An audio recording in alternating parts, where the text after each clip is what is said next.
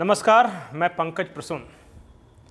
देश जिस वक्त बजट देखने में व्यस्त था, ठीक उसी वक्त बाकी देश, दुनिया और हमारे राज्य में कुछ बड़ा और बहुत बड़ा चल रहा था। तो सबसे पहले देश की बात कर लेते हैं।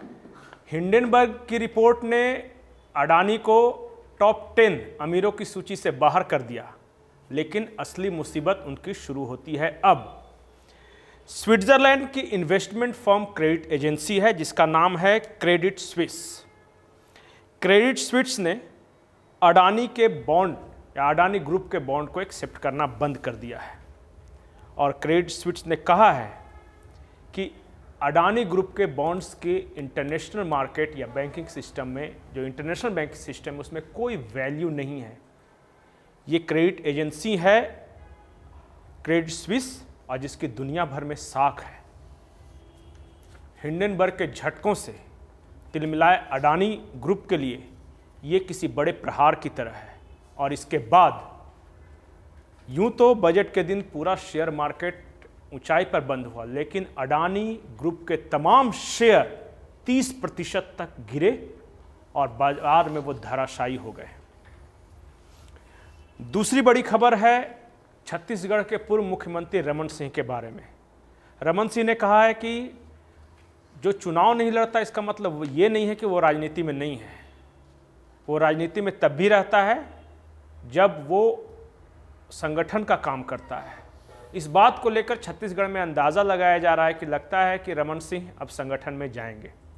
हमने अपने एक वीडियो में बहुत पहले बताया था कि छत्तीसगढ़ में भारतीय जनता पार्टी अपना चेहरा बदलने जा रही है और आज हमारी खबर पर मुहर लगी। खुद रमन सिंह ने कहा, इनडायरेक्टली ही सही, कि वो संगठन के काम में जा रहे हैं।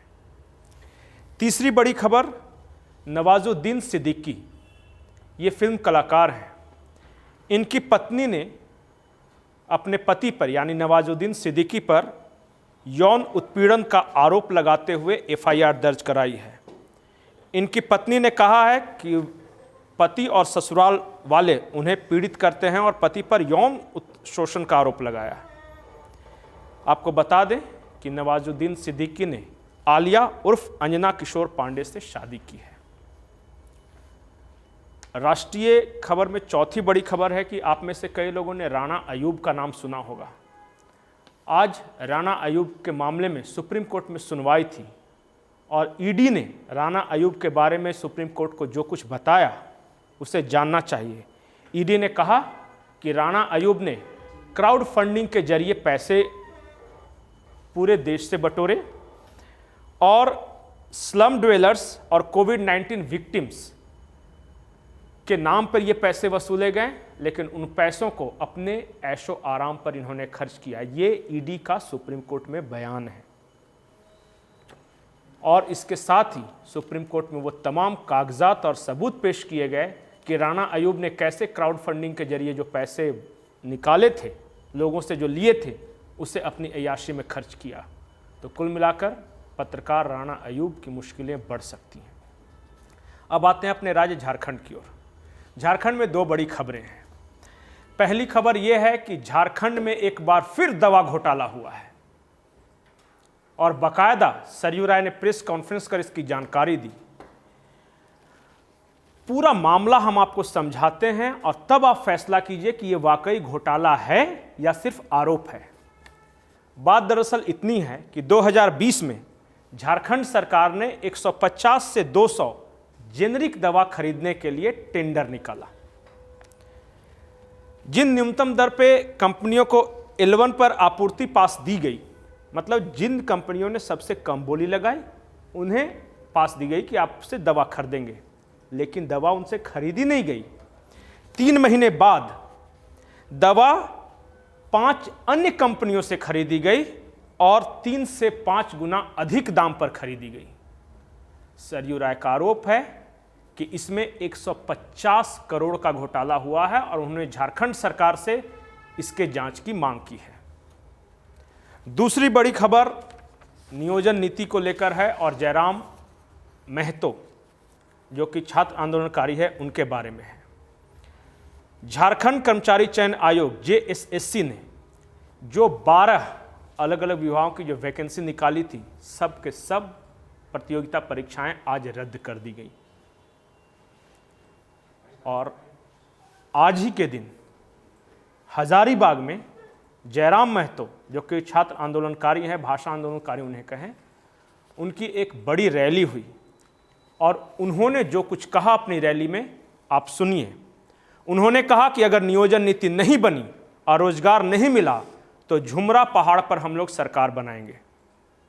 जो झारखंड के लोग हैं, झुमरा पहाड़ पर सरकार बनाने का मतलब अच्छी तरह समझते हैं। फिर उन्होंने कहा कि दामोदर नदी में पानी से अधिक खून बहेगा और इसके लिए सरकार जिम्मेदार होगी। जयराम महतो ने अपने उसी भाषण में कहा कि जो झारखंड में पैदा लेगा उसे झारखंडी कहना असंवैधानिक है। उन्होंने उदाहरण देते हुए कहा कोई अस्पताल में पैदा लेगा तो उसे अस्पताल का बता देंगे क्या। चौथी बिंदु जो उन्होंने अपने भाषण में कहा ये कि 15 दिनों के अंदर सरकार को हम अल्टीमेटम देते हैं कि वो नियोजन नीति बनाएं, अन्यथा छात्र हथियार उठाने को विवश होंगे।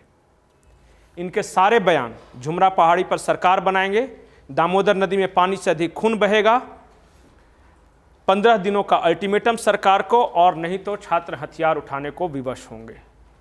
इसे किस संदर्भ में देखा जाएगा, यहाँ की राजनीति, यहाँ की जो मुख्य धारा की पार्टियां हैं, इसे किस तरह से लेगी, ये देखने वाली बात होगी। ये तो हो गई झारखंड की बात। अब आते हैं अपने आखिरी सेगमेंट यानी बिहार में।